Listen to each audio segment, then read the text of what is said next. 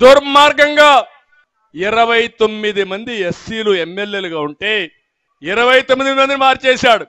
ఈ ఊర్లో చెత్త ఇంకొక ఊరికి, ఆ ఊర్లో చెత్త మీ ఊరికి, మిమ్మల్ని మోసం చేసి ఓట్లు వేయించుకొని మళ్ళా మొత్తాన్ని ఫినిష్ చేయడానికి. ప్రజాప్రతినిధికి వాల్యూ ఉందా తమ్ముళ్ళు? మిమ్మల్ని అడుగుతున్నా. ఎప్పుడు కూడా మనం గుర్తుపెట్టుకుంటాం, ఈయన ఒక నాయకుడు, ఆ నాయకుడు ప్రజాభిప్రాయాన్ని చూరగొంటేనే ఎన్నికలు నిలబడతాడు. ఇదొక పార్టీ, ప్రజాస్వామ్యంలో కొన్ని హామీలు ఇస్తాం, సుపరిపాలన చేస్తాం, తిరిగి ఆ హామీలు నిలబెట్టుకుంటాం, అప్పుడే ఆ పార్టీకి ఓట్లేస్తారు. ఇప్పుడు మోసం చేసి ఓట్లు వేయించుకోవాలనుకుంటున్నాడు. నాకు ఒకటి జ్ఞాపకం వస్తుంది, ఇక్కడికి వస్తే సుమతి శతకం చిన్నప్పుడు చదివా, ఈ మధ్య చదవలా, ఇప్పుడు చదువుకుంటున్నా మళ్ళా. కనకపు సింహాసనమున సునకమును కూర్చుండబెట్టి శుభ లగ్నమున దొనరగ బట్టము కట్టిన వెనుకటి గుణమేల మాను వినరా సుమతి. దీని అర్థమైందా మీకు? మంచి ముహూర్తం చూసి ఒక కుక్కను తీసుకొచ్చి సింహాసనం మీద కూర్చుని రాజుగా పట్టాభిషేకం చేస్తే దాని బుద్ధి మారుతుందా తమ్ముళ్ళు? ఏం చేస్తుంది ఆ కుక్క? సింహాసనాన్ని పాడు చేస్తుంది. అవునా కాదా? అందుకే మళ్ళా మీరు అన్ని దిక్కులు చెప్పాలి. కనకపు సింహాసనమున సునకమును కూర్చుండబెట్టి శుభ లగ్నమున దొనరగా బట్టము కట్టిన వెనుకటి గుణమేల మాను వినరా సుమతి. ఆ రోజు మీకు అందరికీ తెలుసు, ఈయన ఒక ఫ్యాక్షన్ లీడర్ అని, నేరస్తుడని తెలుసు, మానసిక రోగి అని తెలుసా లేదా మీకు? కానీ ఒక్కసారి అన్నాడు, ముచ్చట పడిపోయారు. తల మీద చేయి పెట్టాడు, ఒక్క ఛాన్స్ అన్నాడు, బుగ్గల్ని విరాడు, మీరంతా కూడా ఐస్ అయిపోయారు. ఈ రోజు మనం అంతా కూడా ఆహుతి అయిపోయాం. అవునా కాదా అని మిమ్మల్ని అడుగుతున్నా. అందరూ నష్టపోయాం. అందుకే నేను మిమ్మల్ని అందరినీ ఒకటే కోరుతున్నా. ఇక్కడ వెంకటగిరిలో ఇప్పుడు కొత్త పిచ్చిగాడు ఒక ఆయన వచ్చాడు, ఇక్కడికి ఇన్ఛార్జిగా వచ్చాడు. ఆయన ఇసుక దోపిడి పెన్నా నదిలో, తుమ్మల తలూరులో, పాలూరులో, రాజుపాలెంలో 120 ఎకరాల్లో తెల్లరాయి అక్రమ తవ్వకాలు, ఈయనకి దీంట్లో వాటా. మొలకల కండ్ల సిద్ధయ్య కొండను విధ్వంసం చేశారు. వెంకటగిరి, రాపూరు, కలువాయి, సైదాపూర్ మండలాల్లో భూ కబ్జాలు. ఇది ఈయన భాగవతం. ఎమ్మెల్యే ఇన్ఛార్జ్ అయినప్పుడు ఈయన చేసి రేపు ఎమ్మెల్యే అయితే మీరు ఏమవుతారు తమ్ముళ్ళు? గోయిందా గోయిందా. అలాంటి వ్యక్తిన సూడూరుపేటలో ఒక ఆయన ఉన్నాడు, కలివేటి, అక్రమ ఇసుక దందా, గ్రావెల్ దందా, అక్రమ బియ్యం రవాణా, లిక్కర్ దందా, గంజాయి, క్రికెట్ బెట్టింగ్లు, ఏది చూసినా ఆయనే కేర్ ఆఫ్. ఇతని మనుషులు స్వర్ణముఖి, కాళంగి నదుల్లో ఇసుక మాఫియా మొత్తం దోచేస్తున్నారు.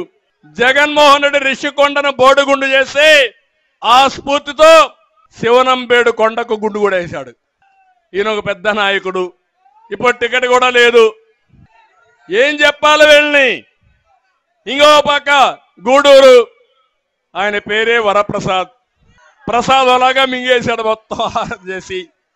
ఒక పని కాదు, మామూళ్ళు వసూలు చేయడానికి కుమారుని పెట్టుకున్నాడు. 4500 కోట్ల రూపాయలు విలువ చేసే సిలికా శాండ్ని జగన్ ఒక పక్క, ఈయన ఒక పక్క మేసేశారు. ఎంత దుర్మార్గమో చూడండి. ఈయన వాటా ఎంత ఇది చెప్పాలి. అది వద్దాం, ఇక్కడ కాదు కదా. క్లబ్బుల్లో డాన్స్ చేసేవాళ్ళు, మహిళా సంక్షేమం గురించి మాట్లాడతారు. ఏం చెప్పాలి?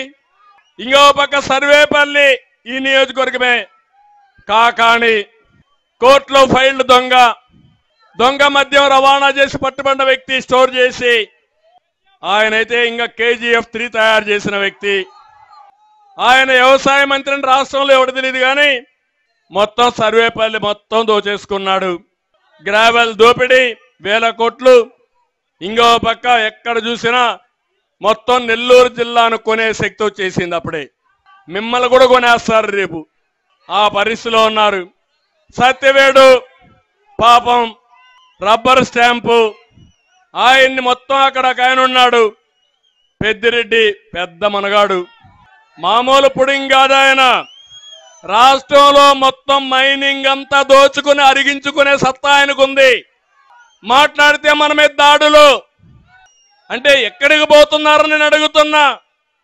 మొత్తం అక్కడంతా కూడా ఇష్టానుసారంగా ఇసుకంతా దోచుకుని ఆందోళన చేస్తా ఉన్నా వదిలిపెట్టకుండా చెన్నైకి పంపించిన పెద్ద దొంగల వీళ్ళు. ఇంకో పక్కనే కాళాశ్రీ, బియ్యపురెడ్డి ఆరతి కర్పూర మారిగా మింగేస్తున్నాడు ఈ బియ్యపురెడ్డి. నాకైతే కళ్ళు తిరుగుతున్నాయి వీళ్ళ చూస్తా ఉంటే, ఇంత దుర్మార్గులు వస్తారా రాజకీయాలకని. ఇంకో పక్కన మీరు చూస్తే ఇతను 5 ఏళ్లలో బడా చోర్ 2000 కోట్లు జిల్లాలోనే కాదు రాష్ట్రంలోనే మొట్టమొదటిగా ఓడిపోవాల్సిన వ్యక్తి నెంబర్ 1లో ఈయన ఉండాలని మనస్ఫూర్తిగా ఆకాంక్షిస్తున్నా. రేణిగుంటని కూతురికి, ఏర్పేడును తమ్ముడికి కాళశ్రీ ఈయనకి రాయేసుకున్నారు ఓటాల కింద. మనం అంతా కూడా పెద్ద ఎత్తున పరిశ్రమలు తీసుకొస్తే పరిశ్రమలన్నీ మామూలు వసూలు చేసే పరిస్థితికి వచ్చారు. తిరుపతి ఎమ్మెల్యే భూమన మొన్నటి వరకు నాస్తికుడు, ఇప్పుడు ఎక్కడ లేని పంగనామాలు పెట్టుకొని తిరుగుతూ ఉంటాడు ఎగ్జిబిషన్ కోసం. దేవుడికే అన్యాయం చేయాలనుకుంటున్నాడు కానీ దేవుడికి అన్యాయం చేసే ఎట్టి పరిస్థితులు వీళ్ళు బాగుపడ్డరు. తిరుపతి ఈయనకు, తిరుమల ఆయన పెద్ద ఆఫీసర్ ఉన్నాడు. ఎవరు ఆయన పోయాడు. ఇప్పుడు నేను పేరు చెప్పను, మీకందరికీ తెలుసు. ఆయన పని ఏంటంటే వెంకటేశ్వర స్వామిని అడ్డం పెట్టుకుని పైరివులు చేసి కేసులు లేకుండా చేయాలి, పైరివులు చేయాలనే వ్యక్తి ఈవోగా పనికొస్తాడు ఆ తమ్ముళ్ళు అని మిమ్మల్ని అడుగుతున్నా.